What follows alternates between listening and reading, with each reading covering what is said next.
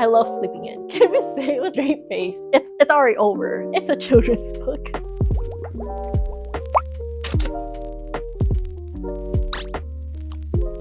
Hi friends, welcome back to my channel and welcome to the cozy autumnal book tag. Get yourself something warm and cozy and get into the vibes of all autumnal bookish things.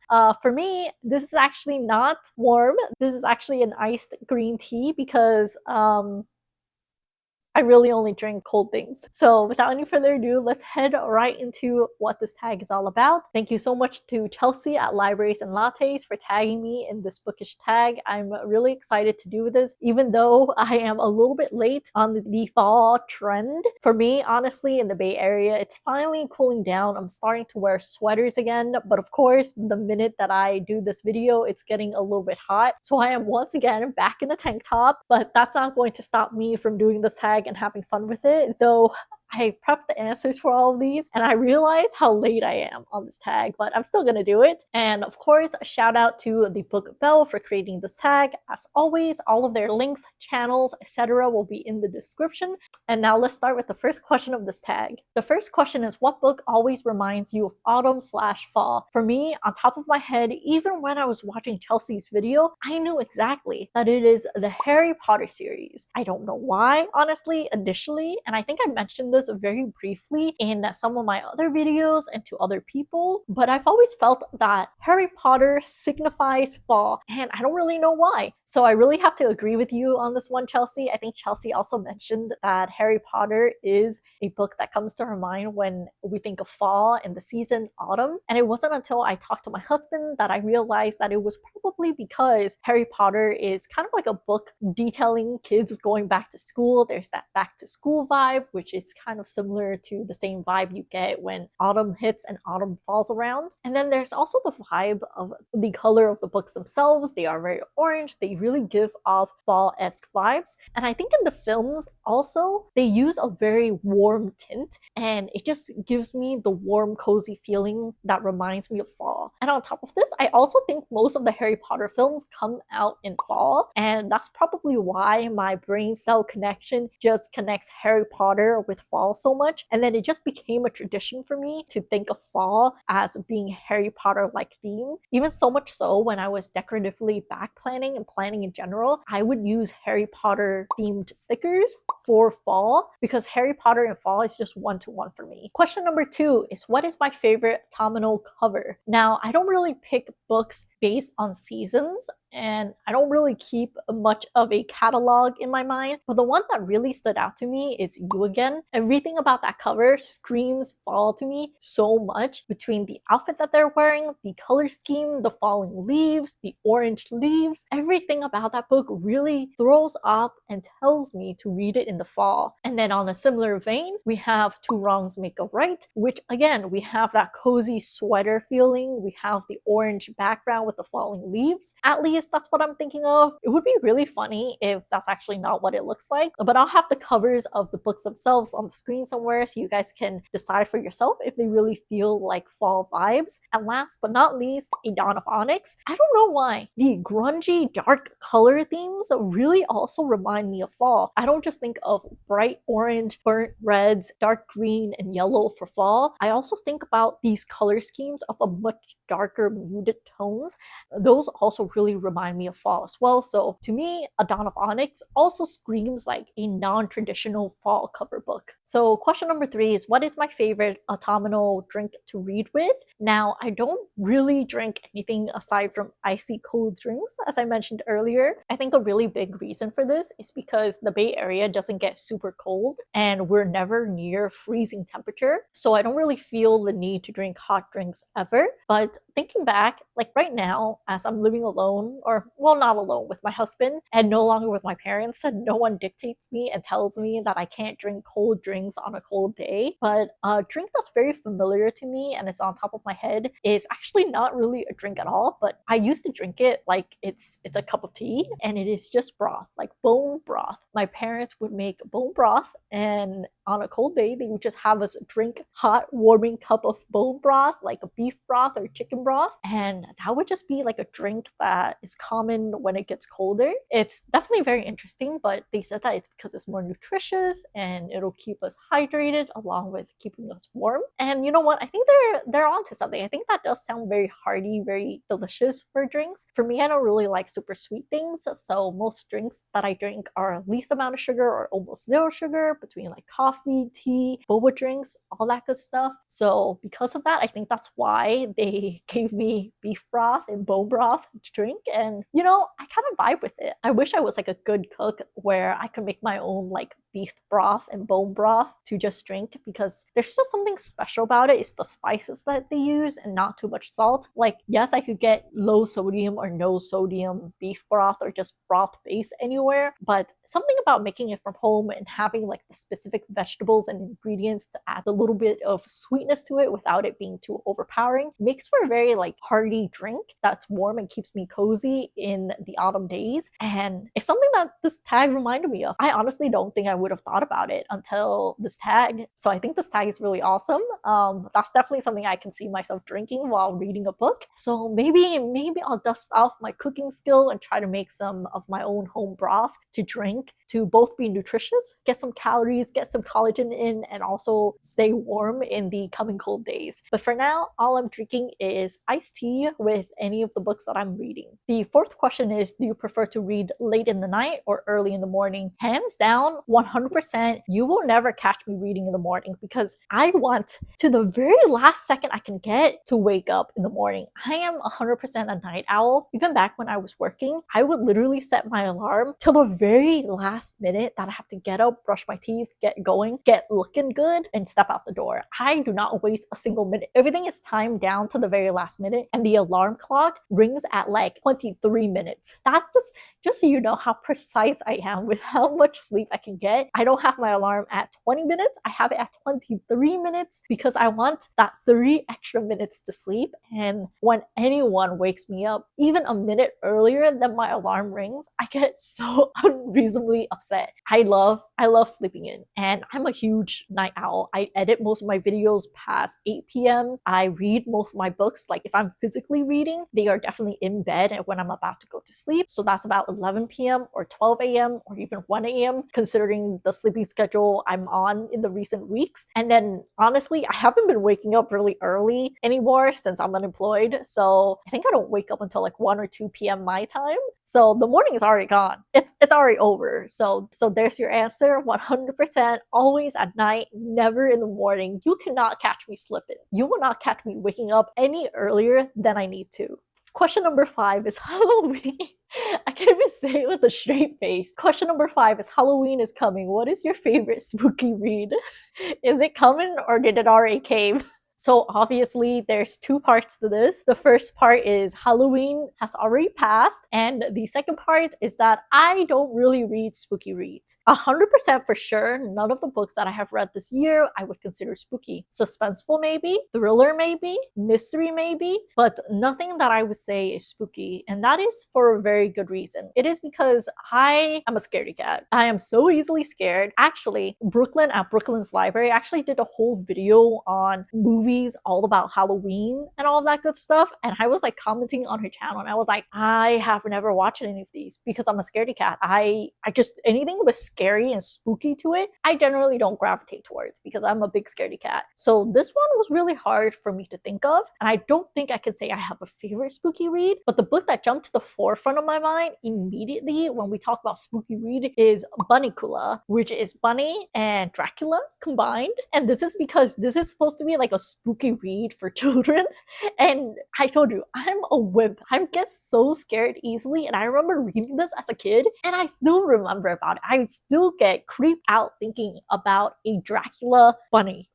It's scary, and it's a core memory. I remember being frightened. I remember it so distinctly that I remember the title of the book. So all I'm saying is that even though I didn't think I would have a favorite spooky read, I'm just glad that there's something that's in the forefront of my mind immediately when we talk about spooky. Even if It's a children's book. I don't even know if I want to reread it because I don't want to break the illusion that I'm just a wimpy, scaredy little kid.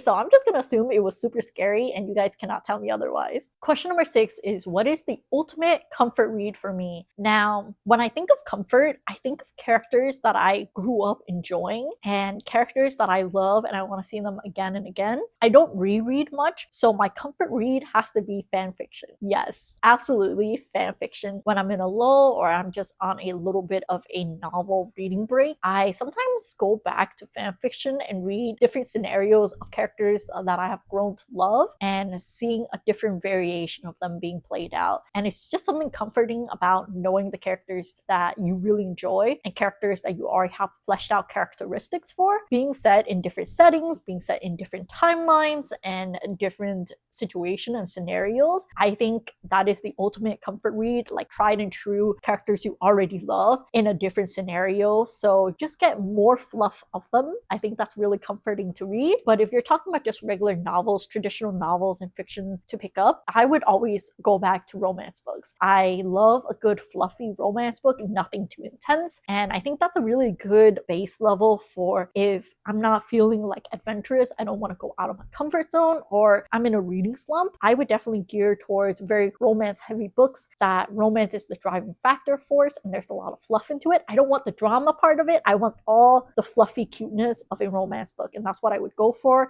to feel comforted, to feel happy, and types of books that I could honestly say is reliably will get me back into reading. Question number 7 is, what is your favorite autumnal reading snack? I don't really like to read and eat snacks at the same time, and I don't really have a particularly specific snack in mind when I think of autumn, except for snow mooncakes. Oh my god, those are so good. You can think of it, I don't know, so I have pictures on the screen of traditional mooncakes and then snow mooncakes, but the difference is in the batter of the coating. The snow mooncakes use more mochi-like batter. It's with rice flour, so it's a little bit more chewy, and I really love the texture of that. It feels a lot less dense than a traditional mooncake. And the stuffing, I love it when it's like custard filled stuffing or chocolate or Nutella. Like, these things are ridiculously sweet, and honestly as an adult I don't have them a lot anymore because between the sugar and the calorie it hurts my teeth just to think about it. But as a kid, I love them, and I have them like once a year just to celebrate the Mid-Autumn Festival. These are very traditional Asian treats and snacks that are during the Autumn Festival, so I grew up eating them. It really reminds me of fall and autumn and all that good things. So that's something I would read with a book that's very particularly specific to autumn, but I don't really read while eating. I usually only drink boba. It's a really hard question for me, but if I had to pick, it would definitely be the snow mooncake. Those are so delicious, guys. It's like a combination between like those mochi ice cream, but they're not ice cold, and the stuffing is just so gooey and it's delicious. The calories though, don't look at the calories. Question number 8 is, what is my favorite autumnal candle to burn while reading? I don't burn candles, quite honestly, because I have this fear of forgetting that I have lit a candle and set something on fire, because it has happened in my college apartment. I just had a candle lit for the aesthetic, for the smell, and I just left it there and it burned a couple of my pages. Luckily, it was on top of a glass surface, and all I had there was my laptop and some paper, like my notes, and the candle. So the only thing that really burned were my notes. But ever since then, I don't really burn candles. I don't think of them much because of that fear always in the back of my mind. I wasn't even close to burning down like my apartment or anything. It was just a bunch of papers, but still, it's a fear. So I don't have a specific candle in mind, but I love scents. I love that when autumn comes, I live in an apartment and you really get to start smelling like the baked good, the sweet sugary cookies, the warm bread, like all those baked good smells smell so delicious. And if I were someone who would use candles, those would be the scents I would be drawn to for autumn, because I don't know, something about warm, fresh baked good just feel like a hot autumn wave coming at you, and it's like the kind of meals, like starchy meal, I would gravitate towards, and those are the kind of scent I would pick out. So question number 9 is, when I'm not reading, what is my favorite autumnal activity? This whole cozy autumn book tag makes me realize I don't do much aside from reading and playing video games and staying at home. So autumnal activity, this is not something that I do on a daily basis, but the Mid-Autumn Festival is pretty big in Asian culture, so that is when I just go hang out with my friends, celebrate with my friends. It's not a huge celebration, we just go out, eat. There's a lot of lights being lit up, a lot of lanterns, and then of course the traditional traditional mid-autumn snacks like the mooncakes. So I would say that would be a very specific season thing that I do, which is celebrate mid-autumn festival with my friends. But of course, something that I do in the back end on my own is a lot of planning. It's a really big hobby of mine, both decoratively and functionally. I actually used to plan very decoratively, and I'm talking about packs and packs and packs of stickers. Maybe I'll have a picture on the screen somewhere to show you guys. But yeah, that was a really big thing that I used to do, but now I do more functional planning because fall means the end of the year is coming up with a lot of big holidays, and I'm just planning like my time off. Well, I don't work anymore, but I used to plan my time off and then plan out all the gifts I'm gonna get for everybody and then plan around all the big sales. I want to see if I could get any good deals and prep for the next year's birthday. So what I mean is like when my friends and family mention something that they like, I put a note down on it in my notebook. And then when the big sales happen, I try to see if there's anything that's happening that's on sale, and I would purchase that and give them to them on their birthday. You definitely have to be very careful about that because definitely sometimes you pre-buy it way in advance and then when the time comes they already have it. But usually it works out for me. You just gotta have a good gauge about like, is this something that they'll buy for themselves in the coming future before their next big birthday? So that's kind of what I do. I do a lot of prep planning like that. I also plan for the next year. So example, right now I'm prepping my 2025 Excel sheet for my reading statistics. I do a lot of like the planning for the next year in fall because I like to give myself a lot of leeway and any days to slack off if I wanted to. So yeah, planning is a secondary hobby of mine. I really enjoy planning both decoratively or not. I think that it just helps me keep structure to my life. As you guys already know, my mind just goes in multi different directions. So if I don't have something to keep it in line, it can get out of hand. It will do what it wants to do. And even then, when I have like a plan and agenda, I still find it hard to stick to schedules. I like these videos being uploaded on a timely manner basis, but it is what it is. It's just part of who I am. So planning is just a big thing I like to do prior to the holidays, just prepping everything, making sure everything is in line before those big events hits. And the last question, which is question 10, is what is on my fall autumn reading list? Now, the very first book on top of my head is going to be A Promise of Peridot. This book is not fall-esque, but I talked about Dawn of Onyx being very fall-like, but it's been on my reading TBR ever since it came out, and ever since I finished the first book, which is A Dawn of Onyx. This book got me into romantasy. This book got me kind of back into reading because I believe I read this in February, so it definitely really encouraged me to keep reading, especially the plot and everything that happened in the first book. So on my autumn to be read list, will I make it? Who knows? We'll have to see. The next book I have on my TBR is going to be Fourth Wing. I am really determined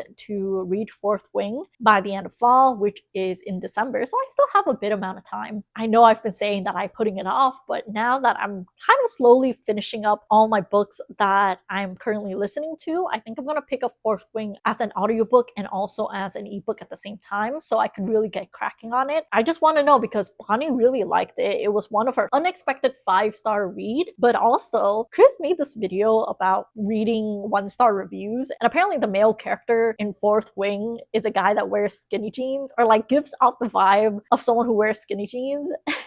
I just want to know why. I just want to know what that vibe means and if I agree with it or not. So is it just on there because I'm interested in the plot necessarily? No. Is it just on there because I am really curious about other people's perspective and opinions on it? Definitely. So I'm definitely going to try to finish Fourth Wing before the end of fall. And the last book I'm going to try to finish is going to be Beartown by Frederick Bachman. This is Ellen Maid's book club pick for October, and I'm behind. I'm kind of behind, but she knows this. But I really want to know what's happening in Beartown. Everything I've heard about it so far has been really, really good news. And also Ellen says she has a rant coming up in her book about Beartown, but I don't want to spoil myself for what's going to happen. So unfortunately, Ellen, I'm so sorry. I'm not going to be watching that video. I might play it on the background and not listen to it. I'll just have it playing in the background without any audio to help with her statistics and dynamics and whatever the YouTube gods do. Also, if you guys did not know, I tried to watch all all of your videos immediately as they go on, but then I don't actually leave a comment because I'm not really watching it. I don't know what's happening. So sometimes I'm really late on my comics, but just know I'm doing my best to support y'all. All right. If I see your video go up, it's automatically being played. I just don't comment on it because I have no idea what's happening. It's usually just in the background while I'm like running around doing other things.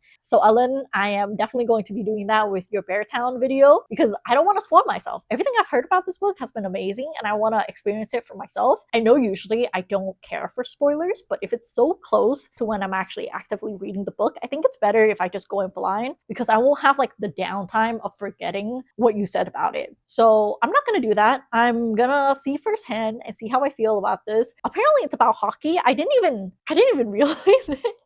I'm not a hockey person, so I'm excited. I'm excited to see how he integrates hockey with these characterization and the character depth and the character growth in this book, along with the small town. Okay, and I think this is it for this extremely overdue cozy autumn book tag. I'm not going to tag anybody because fall like is halfway through, but if you really want to do it, just do it. Just answer like how I did. Just skip over the fact that we missed Halloween just for a hot minute, or just assume Halloween is still around the corner. It doesn't matter. Just do it. And of course, thank you so much to Chelsea at Libraries and Lattes for tagging me in this. I had a blast answering these questions. These questions really allowed me to realize I am not a seasonal person. I don't celebrate in season. Season is not a thing for me, which makes sense because I'm Californian in the Bay Area. We only have rain and not rain.